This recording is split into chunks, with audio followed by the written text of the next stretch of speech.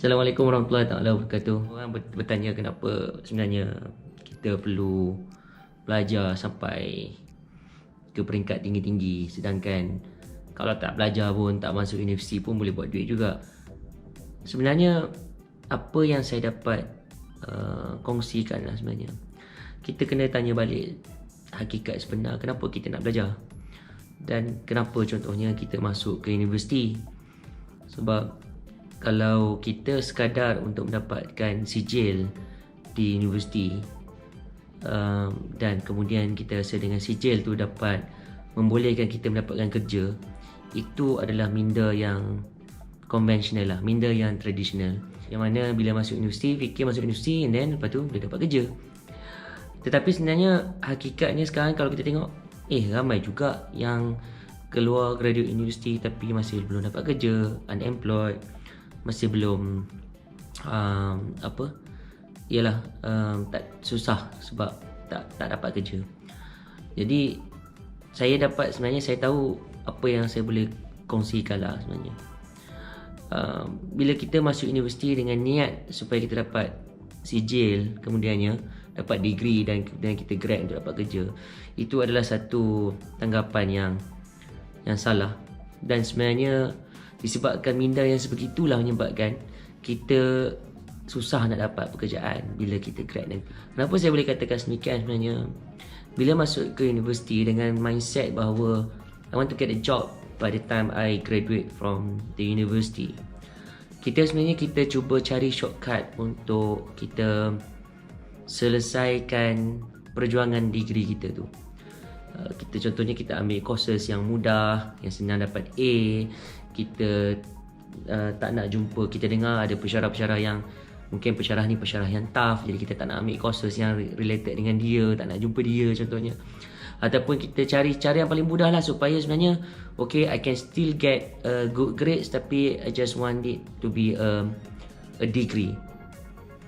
Bila konsep mindset yang macam tu, kita menyebabkan our mind ni sebenarnya restricted. Kajian ni buat oleh Professor Carol Dweck from Stanford University. Dia kata orang yang sentiasa memikirkan sama ada dia nak cari benda yang mudah sahaja, this is where actually he or she got fixed mindset. Tetapi apabila kita sebenarnya memberikan cabaran kepada diri kita melalui satu-satu courses tu, kita ambil satu program, we tried our best in order for us to learn, that is actually the growth mindset punya element. Yang mana when actually we as the person who, when we start to enroll in the at the university,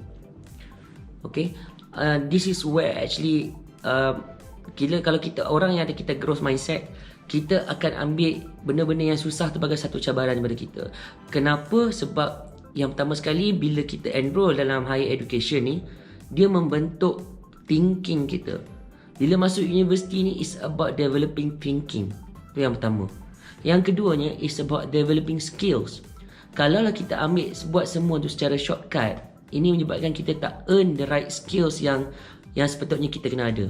Contohnya kalau kita dah terbiasa, kalau masuk dalam kelas kita ambil nota kawan semata-mata, kita tak buat our own notes, then you have lose certain kind of skill. Contohnya skill membuat bacaan sendiri, skill membuat nota contohnya.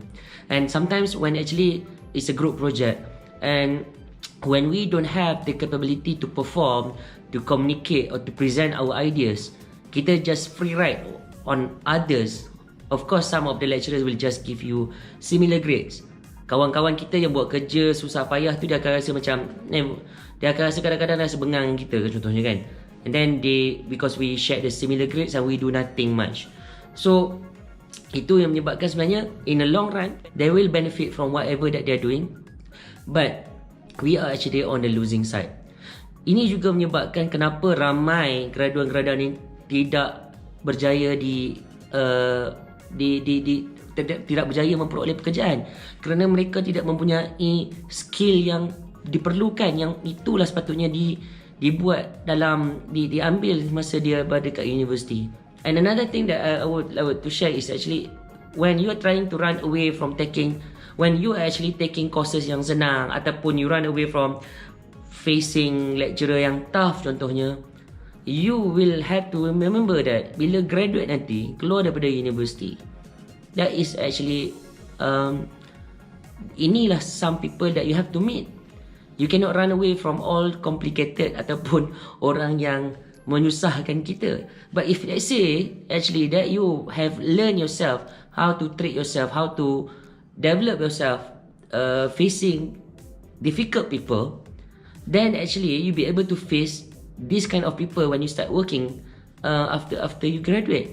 So this is the reason why it is very important for you when we actually enroll dalam university ataupun pergi sambung degree, hatta sambung ke peringkat masters atau peringkat PhD, sebenarnya is about not running to complete it, but it's about internalizing it, menjiwai apa yang sebenarnya kita lakukan. Sebabnya bila kita bersedia, kita train ourselves di peringkat university, menjiwai apa yang kita buat, that is when actually when you go out, when you start working, kita akan belajar cara untuk being passionate about what we are doing. That's one thing. So janganlah semata-mata kalau kita rasa macam nak sambung belajar because I don't have any jobs, that's why I want to pursue my study. Contohnya kalau kita tanya kenapa aku kena buat PhD. PhD ni, if let's say I would have to tell you that buat PhD ni memang saya rasa sebenarnya bila habis buat PhD ni, masa buat PhD ni memang susah. Berjerih lah sebenarnya kata-kata kan. Memang it's very difficult to do the PhD, to do everything on your own. Kalau kita kerja sebenarnya kita ada projek. Kalau kita projek kita collaborate dengan everyone. Tapi bila buat PhD you are on your own. You have to do on your own. You have to manage on your own.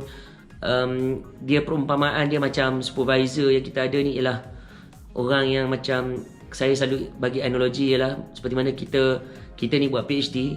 We are tasked by our supervisor masuk menyelam, lepas tu dapatkan harta karun kat bawah sana dan kembali berenang ke atas. So satu skill yang diperlukan adalah skill menyelam. Kalau tak ada skill kena belajar. Yang kedua nak cari harta karun tu kat mana, kita kena meraba-raba lagi dekat dasar laut tu. Dan yang ketiga kita kena naik atas balik untuk berenang, nak siapkan. Ni masa nak tulis thesis lah untuk completekan ke garisan penamat semula.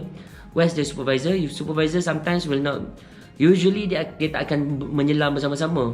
They already have the experience menyelam. Dia akan duduk kat luar, they can just instruct or guide you where actually to find the treasure, and you have to bring it up one by your own. So when actually you undergo this particular process, you are actually trying to internalize yourself and really trying to get all the skills needed. Saya tahu sekarang ni kewujudan banyak cara orang buat PhD ni macam fill up the template. Again, this is another issue why some people, it's very difficult for them to get jobs. Sebab apa? Sebab dia buat PhD ni buat macam isi template. They just tengok apa benda yang orang lain produce, they try and tukar balik, they got some data, try to write balik seumpama macam mana orang yang sebelum ni produce. Not be able to think scholarly in a way for them to publish the thesis. That is a problem why some people, even a PhD holder, cannot get a job. So as I must emphasize actually, it's very important to pursue your study at higher degree, because it's not about getting the job. It's about developing the right thinking. For example, if let's say you are learning engineering subject, then you are learning the engineering thinking. If you're learning about mathematics, then you are learning about mathematical thinking. If you learn about fine arts, for example, then you are learning the thinking behind the fine art itself. So that is the reason why it is very important for me lah. I would say you have to pursue your study. No matter what, I know that it's easy for you to get job, get a lot of money out there, but developing thinking is a systematic process that you have to undergo through. You have to really immerse in it in order for you to get the right thinking. You need to have a teacher ataupun guru ataupun sifu yang sebenarnya boleh memberikan kita pedoman dan panduan in order for us to survive for the future. So I think that's all I would like to share for my session today. I hope that this is a bit I would say complex ataupun tough, little bit, this particular talk compared to Abi and the boys when Abi with the boys. Tapi I do feel that I have to share this with everyone. So see you next time, insyaAllah. I will share some other things, maybe something about parenting or whatever. Okay. Assalamualaikum warahmatullahi wabarakatuh. Don't forget to like, share and subscribe our channel. Thank you.